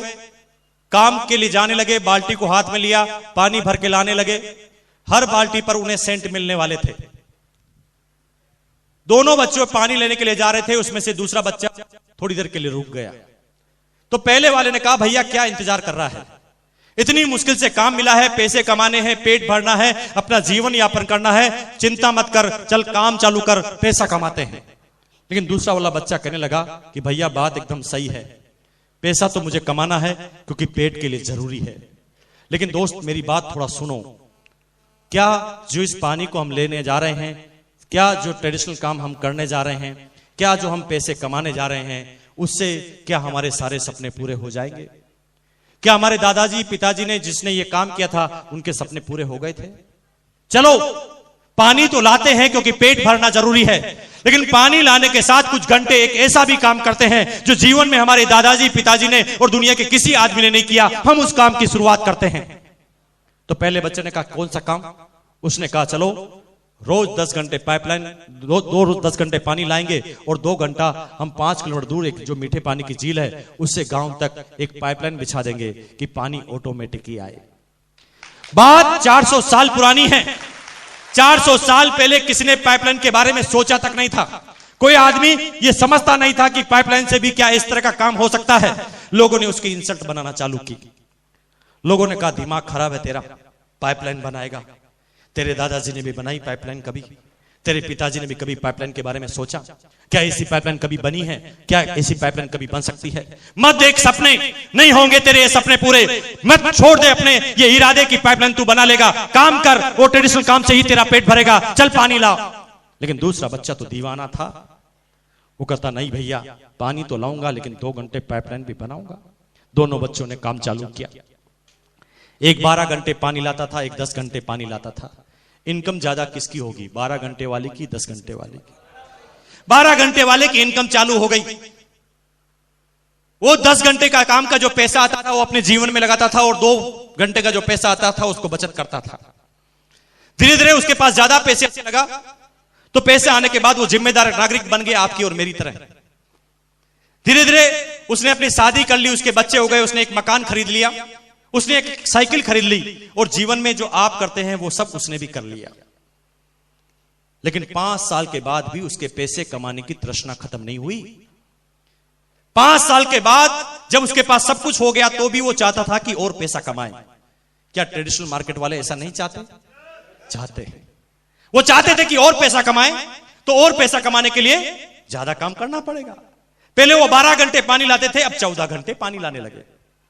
14 घंटे पानी लाने के साथ ही पैसों की आमदनी उसकी बढ़ गई। लेकिन 14 घंटे पानी लाते ही उल्टा रिएक्शन चालू हुआ, क्योंकि उसने ज्यादा काम उस समय करना चालू कर दिया जब उसके शरीर की एफिशिएंसी कम हो गई थी। तो ऐसा उल्टा काम करने की वजह से 5 साल के बाद गाड़ी उल्टी चालू हो गई। 5 साल के बाद उसका स्वभाव चिड़चिड़ा हो गया, क्योंकि वर्क का लोड बहुत ज्यादा हो गया। क्या ट्रेडिशनल मार्केट वालों को ऐसा लोड नहीं होता? 5 साल के बाद वो टेंशन में रहने लगा, क्योंकि वर्क लोड बढ़ गया था। 5 साल के बाद उसकी कमर अब थोड़ी झुकने लगी थी। 5 साल के बाद अब उसके नजरों का चश्मा लगने लगा। 5 साल के बाद उसके सफेद कलर के बाल आने लगे। 5 साल के बाद वो एकदम मुरझावा आदमी नजर आने लगा। 5 साल के बाद यूं कहे तो कहानी उल्टी जाने लगी, और मेडिकल के बिल भी आने लगे, क्योंकि काम ज्यादा करता था तो दवाई खाना भी जरूरी था। ज्यादा काम की वजह से अब वो उल्टी कहानी चालू कर दिया। लेकिन तब तक जो दूसरा बच्चा था, 5 साल के बाद लगातार 2 घंटे पाइपलाइन खोदने की वजह से उसके पास मकान गाड़ी तो नहीं आई थी, साइकिल तो नहीं आई थी, लेकिन 5 साल के बाद एक आश्चर्य हुआ कि 5 साल के बाद उसकी पाइपलाइन कंप्लीट हो गई। जब पाइपलाइन कंप्लीट हो गई तो गांव में ऑटोमेटिक ही पानी आने लगा, सीधा पानी। कहते हैं ना कि पॉजिटिव बात पर विश्वास नहीं होता, शंका होती। 3 दिन तक गांव वालों को विश्वास नहीं हुआ। उन्होंने कहा कोई भूत आत्मा का खेल है, ऐसा पानी कभी नहीं आ सकता। लेकिन 3 दिन बाद भी जब लगातार पानी आने लगा तो धीरे धीरे गांव वालों को विश्वास हुआ। गांव वालों को विश्वास हुआ कि ये तो पानी का परमानेंट सोर्स है। गांव वालों ने पानी लेकर चेक किया तो उन्होंने कहा कि यस, वास्तव में ये ओरिजिनल पानी ही है। धीरे धीरे गांव वाले उस पहले वाले बच्चे के पास गए और कहा कि भैया अब हम तेरे से कल से पानी नहीं लेंगे, क्योंकि तू तो बड़ा टाइम लगाता है। हम तो सीधा ही कनेक्शन लेंगे, पानी सीधा गांव में आता है। अब दूसरे वाले बच्चे का पानी बिकने लगा, दूसरे वाले बच्चे का पानी बिकने लगा। लेकिन 5 साल उसने काम कर लिया, इसलिए अब उसके पास काम कुछ था ही नहीं। सुबह 8 बजे वो गांव के चौराहे पर आता, अपनी पाइपलाइन को पकड़ के खड़ा हो जाता। लोग बाग आते, पानी भर जाते, सिक्के डालकर चले जाते। कोई काम नहीं, पूरे दिन भर सुबह से शाम तक पानी की पाइपलाइन को पकड़ के रखना, लोग बाग पानी भर के सिक्के डाल के चले जाना। ये काम जब 6 महीने तक हुआ तो 6 महीने के अंदर ही वो उस गांव का सबसे अमीर व्यक्ति बन गया, सिर्फ पानी के दम पर। 2 साल के बाद वो पूरे स्टेट का सबसे अमीर व्यक्ति बन गया पानी के दम पर। फिर वो इतना बड़ा कॉन्ट्रैक्टर बन गया कि दूसरे गांव के आदमी भी उसे बुलाने लगे और कहने लगे कि हमारे गांव में भी आओ और पाइपलाइन बिछाओ। पाइपलाइन के दम पर वो दुनिया के सबसे अमीर व्यक्तियों की लिस्ट में शामिल हो गया। और फिर एक किताब लिखी गई, द पैराबल ऑफ पाइपलाइन। मैं आज सब एजुकेटेड सभ्य आदमियों से एक क्वेश्चन करना चाह रहा हूं, क्या हम भी कहीं वो बाल्टी से पानी लाने वाला काम तो नहीं कर रहे हैं? और अगर बाल्टी से पानी लाने वाला काम अगर हम कर रहे हैं तो आई एम सॉरी टू से कि जिस तरह से हमारे दादाजी के सपने पूरे नहीं हुए, हमारे पिताजी के सपने पूरे नहीं हुए, उस तरह हमारे भी सपने पूरे नहीं होंगे और हम भी अपने सपनों को दफना कर, अपने सपनों को अपने बच्चों को ट्रांसफर करके इस दुनिया से आउट हो जाएंगे। लेकिन आज मैं आपको यहां पर राय देने के लिए नहीं आया हूं कि आप सारे काम छोड़कर पाइपलाइन बनाना चालू कर देना। नो, मैं आपको एक इंटेलिजेंट भरी सलाह देने आया हूं कि अगर आप 8 घंटे 10 घंटे एक ट्रेडिशनल काम को करते हैं तो 2 घंटे परमानेंट काम कीजिए, पाइपलाइन बिछाने वाला काम भी कीजिए। क्योंकि 8 घंटे काम 2 घंटे पाइपलाइन, 8 घंटे काम 2 घंटे पाइपलाइन, 8 घंटे काम 2 घंटे पाइपलाइन, 8 घंटे काम 2 घंटे पाइपलाइन, 8 घंटे काम 2 घंटे पाइपलाइन, 8 घंटे काम 2 घंटे पाइपलाइन, 8 2 8 2 8 2 8 2 8 2 8 2 8 2 8 2 8 2 8 2 8 2 8 2 करते करते एक दिन आपकी पाइपलाइन जिस दिन कंप्लीट होगी ना, तो घंटों के कामों की इनकम को सेकंडों में क्रॉस करेगी। क्योंकि ये लड़का जो आपके सामने खड़ा है, आज के ठीक 5 साल पहले 6 साल पहले एक डिसीजन लिया पाइपलाइन बनाने का। उस समय हमारे दादाजी ने किसने पाइपलाइन लगाई थी, हमारे समाज में किसी ने पाइपलाइन लगाई थी, हमारे इस हिंदुस्तान में पाइपलाइन नहीं लगाई थी। उस समय पाइपलाइन लगाने का हमारी अपलाइन और हमने सोचा। शुरू में लोगों ने गिराया, लोगों ने मना किया, लेकिन जुनून के साथ पाइपलाइन बनाई। और ये पाइपलाइन जब आज कंप्लीट होती है तो जानना चाहते हैं कि एक दिन का कितना पानी इस पाइपलाइन में से आता है? जानना चाहेंगे भाई? काम कुछ नहीं है, मैं हर सिटी में जाता हूं, पाइपलाइन को पकड़ के खड़ा हो जाता हूं।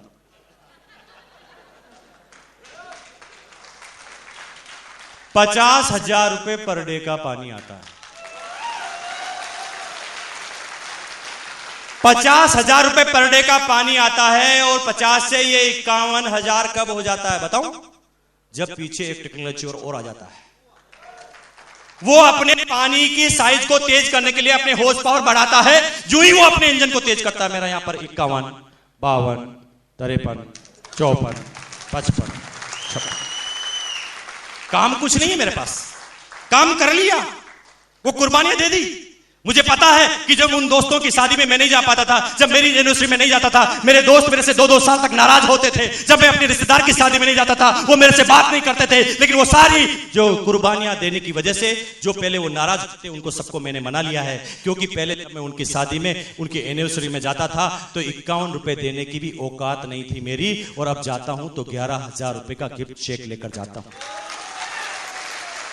क्योंकि शुरुआती कुर्बानियां दे दी। आप दे सकते हैं कुर्बानी? आवाज नहीं निकलती कुर्बानी के लिए। दे सकते हैं कुर्बानी?